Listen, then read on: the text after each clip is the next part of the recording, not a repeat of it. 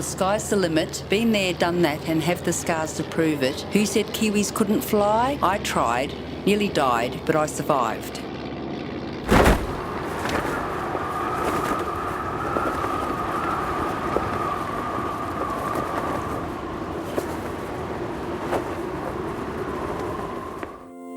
Welcome to Chorus Voices, the podcast brought to you by Chorus, a fresh approach to community service. Settle in, listen in, and enjoy the voices who bring you reflections, musings, and stories from our community.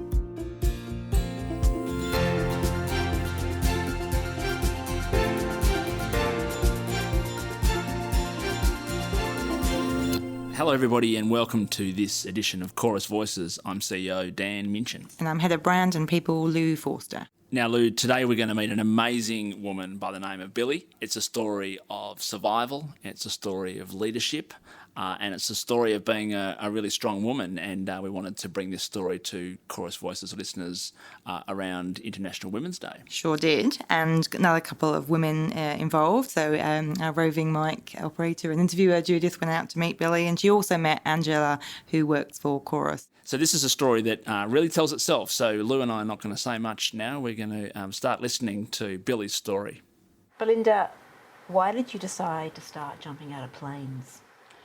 First of all, parachuting is a form of transport in the services, and it's to get to places that you can't by land or road or sea, and therefore it was one way of helping people with getting things delivered or getting people out of funny situations, whether they're stranded, and also to get combatant equipment and soldiers to the places that were needed when they were having invasions and wars, etc.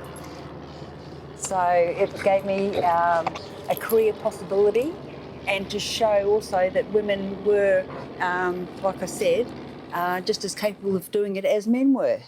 So you did it back in the 1980s, and life was pretty different back then. And you actually trained men to be parachuters. Tell me about that. Well, I think with the gentlemen, and they were like my brothers, but when they were there to learn and I was there to teach them, they accepted that. And I guess that's where I got my regimentality from, having been on Yarn Event as the first female parachute jump instructor in June 89, and what you just saw of how the gentlemen or the guys responded to me, a female, teaching them. And it's just something that they'd never done before, where I had done over 300 in the 10 years that I was in the Army before my parachuting accident on the 1st of September 90. So I had quite a good respect and also discipline from them, which was really good. So you said on there, because we watched the videos, they showed me the videos of, Yes. Yarn Event and Willisey, and they said something about that you had a different way of teaching as a female. You were sort of talking to the men rather than barking orders at them. So do you think that was an effective way to train the men? Yes, I think because if you teach them not as a person that's learning and not barking orders as like more of a severe discipline way, but just in communicating, and so that they understand what's required of them, and so that they can then proceed and practice what they've been taught. I believe as a woman you kind of encourage them too, and that if a woman could do it, then so could a man. I guess that was the kind of attitude, was it? Yeah. Yes. So how does that make you feel? That felt good because I was then accepted. Like I said, they were like my brothers, and it was like part of the family. So tell me about leading by example. Well, they actually used me when they were training infantry guys. They were using me as one of the first ones out of a group of people that go out at one time. And it was to give the guys confidence that, gee, if a female could do it, couldn't you, the guys? And it's amazing you don't realise that when you're up at 1,000, 2,000 feet, and the guys react the same way. We've all got emotion, and it's quite scary if you've never done it before, as you could see on the video with the expressions on their faces when they were having their first jump. But like I said, when they realised that I was the first one out, it gave them confidence to do it. So I was sort of leading by example there, and not so much in saying do as I say, not as I do. Do you think that's a really effective way to train? Yes. Well, I think when you're standing on the ramp of a C-130 aircraft at 10,000 feet, which was incredible because your body's free falling for about 8,000 or more, and of course when you jump off the edge of the ramp into thin air, you have to rely on your body being symmetrical so that you're going to fall in the right direction, flatly, not somersaulting, and of course in turning, using your left arm, right arm to turn left or right, but having stability when you're skydiving and achieving the different things that you have to, like a 2-way, 3-way, which is referring to people connecting up in the sky. You can compete in competitions, which is quite common in the services. Be able to have the opportunity to do this is incredible, and it gives you great accomplishment and satisfaction to be able to do the things that men do. And it was a career for you, wasn't it? Yes, yep. You forged your way as doing that as a woman. Yeah. So now you're living with disability. Yes. So tell me what happened. Well, after jumping out at 10,000 feet, I was on a brand new Nimbus, which was a canopy I'd paid $2,000 for. The first jump was apparently okay, but it was the second jump when I had jumped out at 10,000 feet, had done a 4-way with 4 people connecting, and then we separated to be able to deploy our canopy, which it opened all right, but coming down to 40 metres to the target on the ground, I turned the canopy and there was wind turbulence, which collapsed the canopy and did a candlestick where I fell, landed on the target, but I didn't get the prize because I couldn't walk away because I had actually fractured my femur, my right femur, pelvis in 3 places, and orbital floor, where I've now got optical nerve damage, leaving me with homonymous hemianopia, which is loss of your right peripheral vision, which is half of both eyes is now black. I can't see that side of my, vision. Then I was given a white cane and told that I wasn't allowed to ride a bicycle. Transport was I wasn't allowed to drive anymore. And of course then I started drinking because it was hard to accept what I'd been doing before and where I was now. And after drinking 2 bottles a night from my accident, 1st September 90 to the 7th of February 96, when I wound up in Hollywood Psychiatric Hospital in Netherlands, and that was the last time I drank. So why did you stop? I guess because when you're averaging 2 bottles of scotch a night with Diet Coke, it's a bit much for the old system. When I was told that people with head injuries, which I was medically discharged with, it's not seen as to be able to drink because of your head injuries, and alcohol being a dehydratant and a depressant is more severe with people with head injuries. Sounds like you had a bit of an addiction there, and then you just stop. What is it about you that you drew on to just like go cold turkey on that? Yes, well, I had to so it's changing your routine and being in a hospital where you didn't have access to the alcohol, and also at that stage to look at walking the Kokoda in Papua New Guinea. Walking's good exercise. You never know who you meet and it fills in time. And I was using that as a promotion to walk for those who can't. So it was like leading by example again, and doing the walks and encouraging people who were still drinking to be able to do the walk and see it from a different perspective and realise that you don't need alcohol every night to survive, but when you see another side of life and how they live over there and to cope with what you've got. And you said that leading by example is something that you still continue now. Yes. What other attributes or other qualities did you have as a paratrooper that help you now to live with disability and not being able to jump out of a plane anymore? I think the discipline, but it's that I'm using. Like, to me, I feel like it was only yesterday when I was in the army, and that is what's helped me with also in a way with post-traumatic stress disorder, which a lot of ex-service people suffer from because of the regimentality, but to use it to encourage for the right reasons and to communicate and let other people know who are in the similar predicament. So you've done a lot since your accident, really, haven't you? You've sort of been through like a kind of a mental health journey, yeah, and then you've kind of embraced a new life.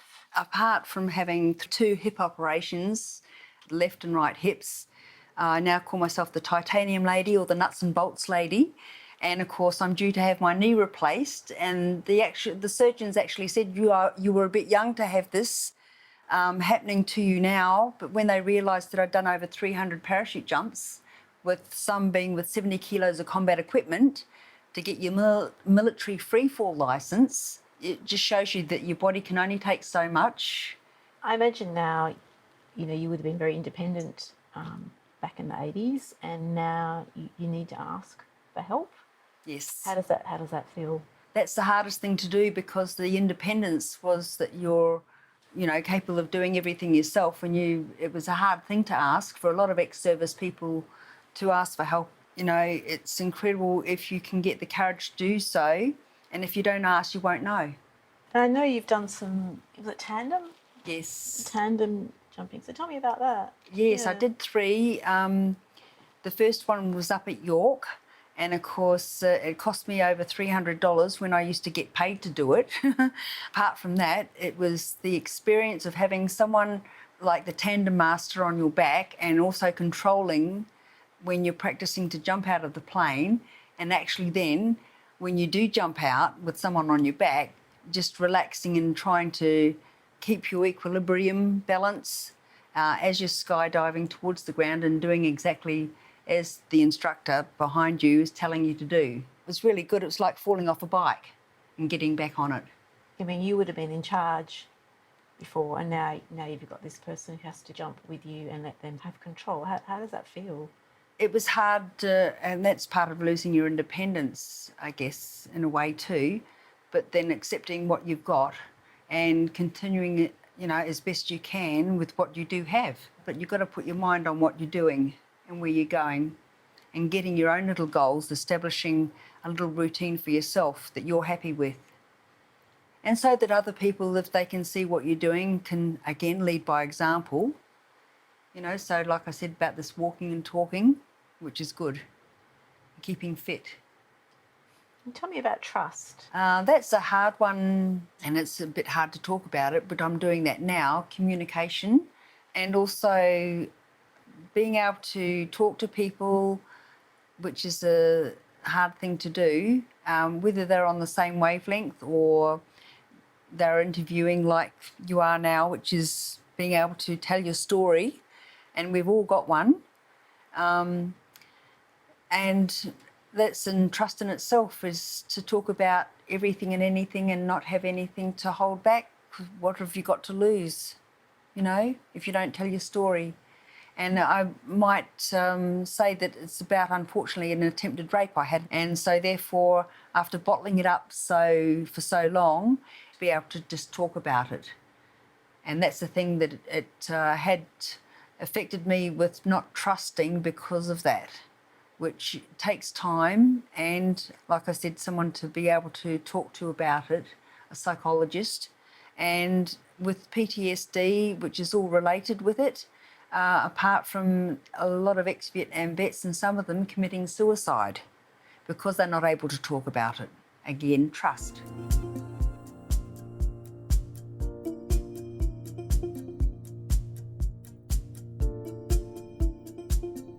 So I met Belinda in June last year, and I came on board as her support coordinator. So my role is to help implement supports and help her use her plan as effectively as possible, her NDIS plan. The first thing I realised was that Belinda was already quite engaged in the community, and that was because of her support that she received from Chorus. So she does a few groups with Chorus and absolutely thrives on them, and she's been doing them for many, many years and has made some really strong friendships and connections. She also receives some domestic assistance at home, which helps her sort of organise and keep up to date with everything going on in her life. She's quite busy, which is wonderful to see.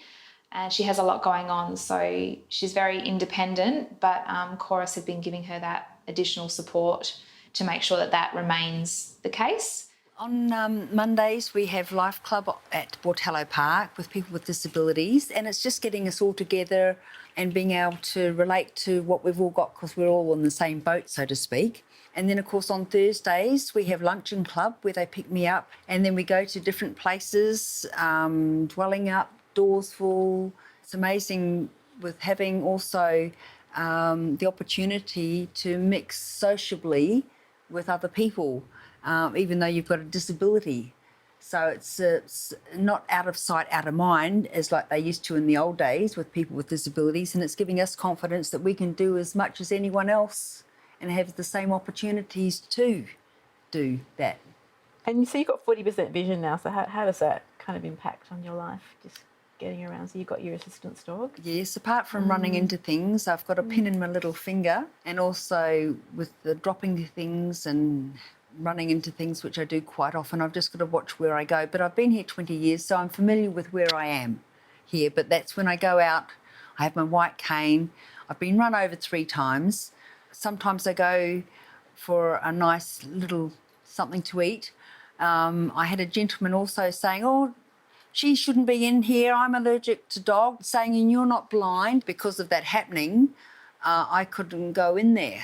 So it affected me psychologically with being, you know, reprimanded or questioned like that by someone that, you know, obviously didn't know or realise where I was with a white cane and an assistant dog.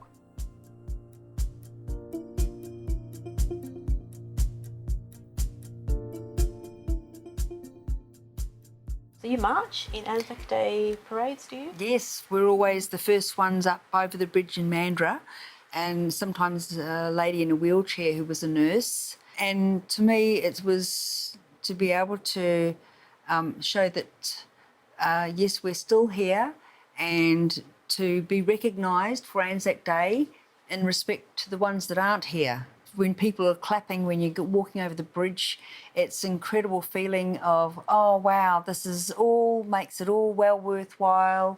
You know, when you're appreciated for what you did and the time you spent in the services. Belinda blew me away really when I first met her in her home, and one of the very first things she showed me was that part of her life before her accident, and what she did, and the paratrooping and the training all those men, and back in the 1980s where it just wasn't the norm for a woman to do that. And Belinda very much explained the difficulties that she did have and the challenges that she had in that environment, but she did it she loved what she did, and she did it for so long. And for me, walking into that space, it was quite inspiring as a woman, because that just completely broke down the stereotype and that gendered norm of what women are capable of. And that is really inspiring for me, because it paves the way for me coming into the workforce as well. So that, and also seeing where Belinda is now, she is completely independent, and, you know, that is quite inspiring, because she also breaks down those barriers and those stereotypes around disability and what people who are living with a disability are capable of, and all she needs is the little bits of support in some parts of her life to maintain that, but otherwise she is quite capable and very inspiring. Chorus have kind of become her family in that aspect, and it's just enabled her to live the life that she chooses, and that's exactly what we love to see. Well, what an absolutely spellbinding story, an extraordinary story of strength and survival. He really is. And I love how inspired Angela is, which is something Billie obviously finds really important, to be a role model and you know, lead by example. Yeah, and she talked a bit about that. She's quite deliberate and intentional about that, which I think is something that everyone can take. It doesn't matter where you're at and what's happened in your life. And in fact, sometimes the tougher the life you've led, the more leadership you can provide. Definitely. I mean, I think about leading as a woman in the 2020s now, and you know what she did in the 80s, and teaching men in the army. It's just, yeah, it's very inspiring. Yeah, a great edition of Chorus Voices. We loved it. I hope listeners did as well. And I hope women have done some inspiring things for International Women's Day this year. All the best, Lou. Thanks, Dan. Thanks for listening to Chorus Voices, the podcast brought to you by Chorus. If you like our show and wanted to know more, check out our website at chorus.org.au.